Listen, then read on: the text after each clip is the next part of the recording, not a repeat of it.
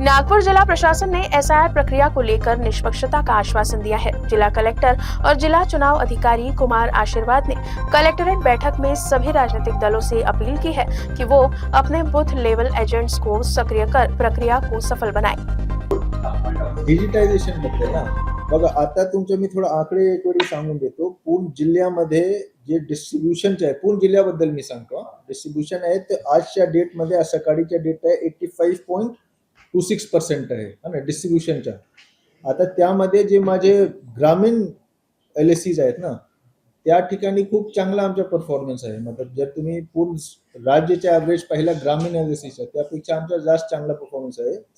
काटोलमध्ये तुमच्या डिस्ट्रीब्युशन 97% आहे, सावनेरमध्ये 98% आहे, हिंगणामध्ये 86% आहे है ना, कारण हिंगणा गेन तुमचा थोडा शहरी भाग आहे. तसेच 95-96 असंच आहे.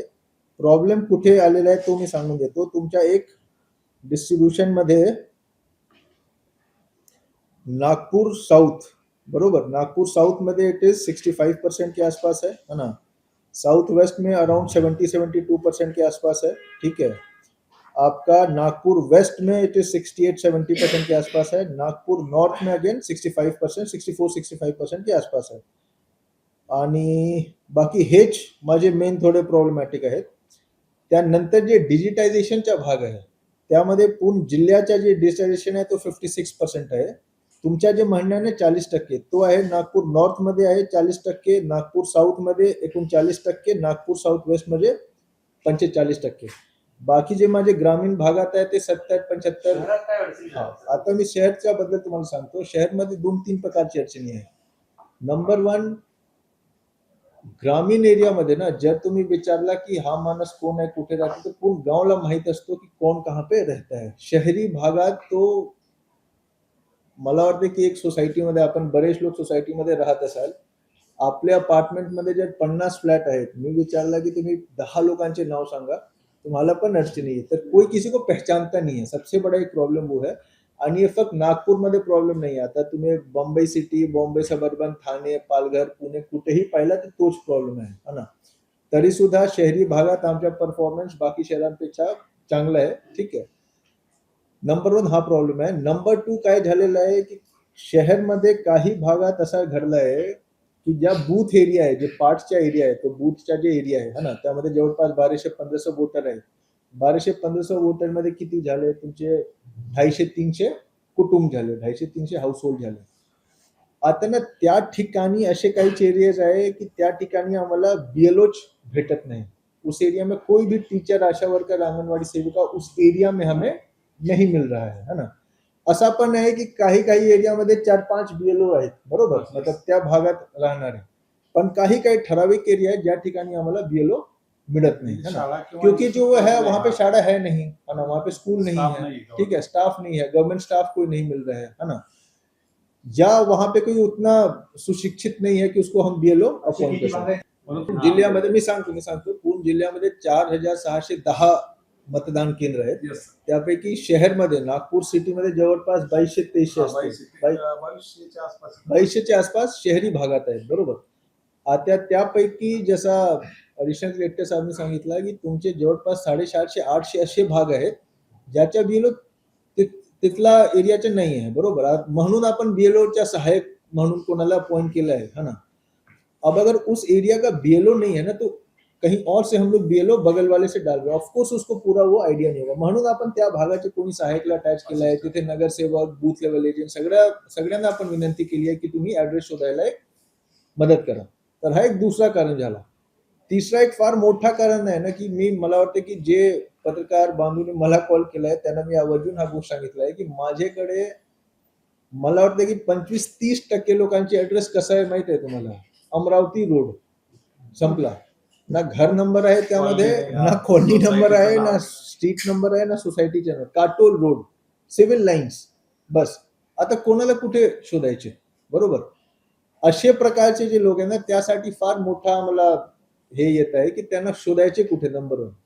चौथा कारण आहे की नागपूर मधून बरेच लोक बाहेर गेलेले आहेत, मतलब सिटीचे बाहेर, आणि बरेच लोक आतमध्ये आलेले आहेत ना नोकरीसाठी. तसेच सिटीच्या आतमध्ये इंटरनल खूप हे झालेलं आहे काही लोग नागपूर वेस्ट पासून नागपूर सेंट्रल मध्ये गेला, कोणी ईस्ट पासून साउथ वेस्ट मध्ये गेला, तो वो बहुत लोग इंटरनल ही बहुत उसमें माइग्रेशन हुआ. आता कसं आहे की गांव मधून जर कोणी शिफ्ट झालं तर प्रत्येकला माहित असते ते कुठे शिफ्ट झालं. यहाँ पे बगल का आपकी अपार्टमेंट में अगर कोई शिफ्ट हो गया ना, आई डोंट थिंक बहुत लोग को पता होगी कि वो कहाँ रह रहे हैं, है ना. उनको ये मोटा मोटी हो सकता है बता दे आपको की हा ते तर मला वाटतं की लक्ष्मीनगर मध्ये शिफ्ट झाले, पण लक्ष्मीनगर मध्ये कुठे शिफ्ट झाले, house number, society number, flat number, गली नंबरला कोणालाही माहित नसेल. बरोबर. आपके भी अगर कोई पड़ोसी शिफ्ट होते हैं, आपको ये पता होता है कि भाई वो इस कॉलोनी में शिफ्ट हुए हैं, आपको थोड़ी पता है कि कौन सा सोसाइटी, घर नंबर. सो ये सारे इश्यूज काफी ज्यादा है. एक आता प्रेस कॉन्फरन्सच्या माध्यमातून सर्व जे नागरिक आहेत स्पेशली सिटी एरियामध्ये, माझी विनंती असेल की काही काही भाग असे पण आहेत ज्या ठिकाणी आपण फॉर्म डिस्ट्रीब्यूट केला आणि नियमप्रमाणे ईसीआयच्या गाईडलाईन प्रमाणे बीएलओ ला 3दा तिथे जायचे आहे फॉर्म कलेक्ट करण्यासाठी, है ना. बरेचदा बघा बीएलओ पण ते शिक्षक आहेत, आशा वर्कर आहेत, अंगणवाडी सेविका आहेत, त्यांचे पण एक काम आहे जे रेग्युलर रुटीन वर्क आहे शाळांमध्ये, पीएससी सेंटरवर, तो पण आहे. त्यासोबतच हा काम पण करायचे आहे त्यांना. बरोबर. माझी विनंती असेल की काही काही भागात असं लक्षात आलं आहे की जेव्हा बीएलओ जातात, है ना, ते लोकांकडून असं येत आहे की आता मी फॉर्म भरलाच नाही, कि मेरा फॉर्म खो गया है, मिल नहीं रहा है ना. तो उसको 2 बार 3 बार जाना पड़ रहा है, जो की नियम प्रमाणे त्यांना जायचे आहे, त्याबद्दल कुठल्याही प्रकारचं दुमत नाही आहे, पण त्यांच्या अडचणी थोडा त्यामुळे वाढत आहे. आणि 8 ऑगस्टला शेवट डेट आहे तो कलेक्शन आणि डिजिटायझेशनचा.